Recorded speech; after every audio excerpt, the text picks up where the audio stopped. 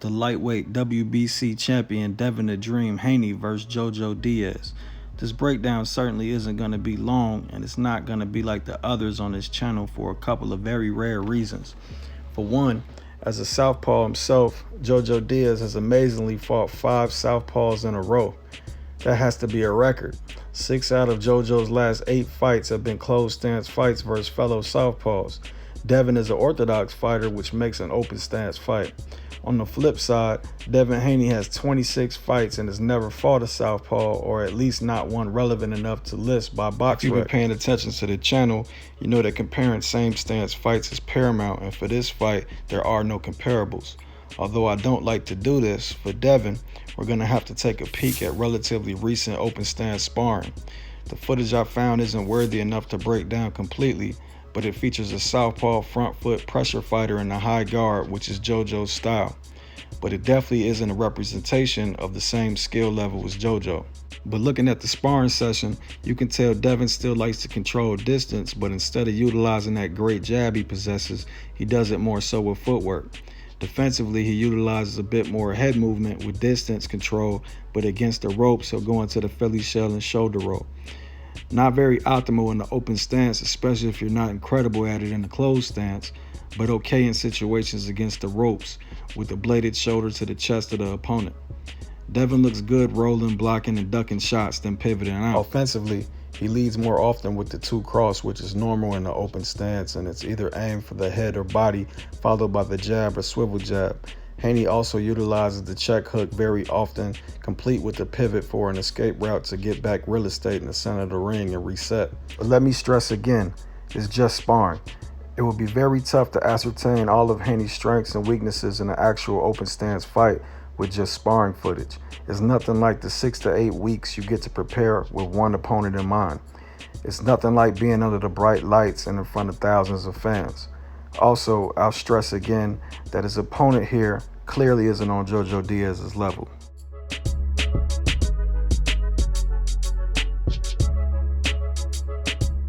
With accomplished contender JoJo Diaz, we have a little bit more to go off of. But as I said, his last 5 fights have been southpaw versus southpaw closed stance fights. His last open stance fight was in February of 2019 against Charles Huerta. Huerta had JoJo on the back foot, which is also a part of his repertoire. JoJo displayed really good boxing skill in a 10-round unanimous decision, but what stood out the most were his excellent lead hand hooks. JoJo has a fast and accurate lead hand hook that'll throw to the body or head as a lead attack or counter punch over an orthodox jab or catch and shoot on the cross. He also uses the lead hand hook to enter into good quick combinations after a quick pendulum step, planting the weight on the front leg, loading that lead hand. Diaz will mix the combinations head to body and body to head, but he rarely doubles up on either the left or the right hand, making the combos more predictable and aligned with the standard defensive rhythm. Has thrown significantly more. Diaz, good right hand to the Huerta, and then a body shot combination over the top. Nice combo. Again, hits the box part. Leaves himself vulnerable. Exactly, Brian. Left hand. Catches you with one of those shots and you don't expect it, he could take you down. So if Charles Huerta... Oh, nice work. Ring, Jesse. Well, I'm a little cut up. I am. Maybe not. As the rounds add up, JoJo has a tendency to retreat to the high guard and let his opponents work while he waits on an opening for a bigger shot. The problem is, Haney isn't the type of fighter to attack and stay in the same position as we saw in his sparring match in all of his fights. It opens the potential to be outworked or outlanded. JoJo had a problem getting away from the backhand cross as well. The lead 2 cross was catching JoJo early while JoJo was trying to establish his timing on the lead hook. Huerta had success setting a rhythm with his footwork and jab, throwing the jab off the front step, then switching it up to a lead 2 cross, catching JoJo trying to time a jab that didn't come with his quick lead hook.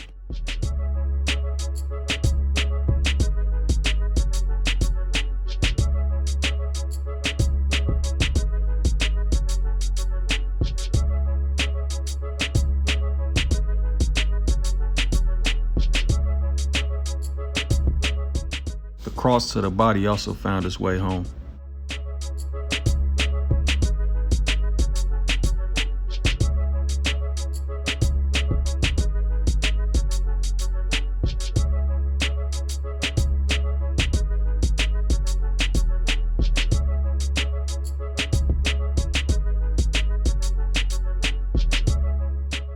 JoJo also has a tendency to lean towards the back leg and put the back glove up to catch and evade the two cross, which isn't always efficient depending on the range, the repeated pattern, and a simple change of trajectory with the cross. Pick and choose their punches. And hits him with a right left. JoJo's experience in the open stance and Haney's lack thereof could come to play a role in this fight, but it would be wrong not to mention that Haney has vids on YouTube showing open stance sparring since he was 16, including sparring against Shakur Stevenson and welterweight Blair Cobb. JoJo has several physical disadvantages in this fight. JoJo started his career at 122 pounds, so he'll be fighting a naturally bigger man. Haney will have a 2-inch height advantage and a 7-inch reach advantage. Haney has the quicker feet and the more dynamic footwork of the two. Their hand speed isn't that far apart, but I still think Haney might edge him out slightly. Diaz has 3 knockdowns and 2 knockouts across the last 10 fights that span across 3 weight divisions, so we aren't talking about game-changing power at lightweight. The entire YTBC seems to have an opinion about Haney's punching power, so I don't think I had to mention it. During that 10-fight span, Diaz has 1 loss, 1 majority decision, and 1 draw, so he has been outboxed or at least matched. Devin has not been matched or outboxed, but he also hasn't faced the same level of competition outside of Linares. There's a lot of questions still to be answered in this fight and a considerable amount of guessing, but I'll call it an educated guess and take Devin Haney for the decision win to retain his WBC title.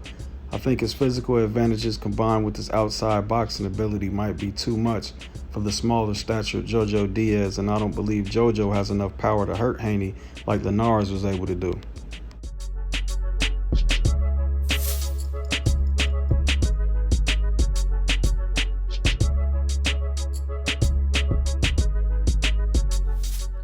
Gamble at your own risk.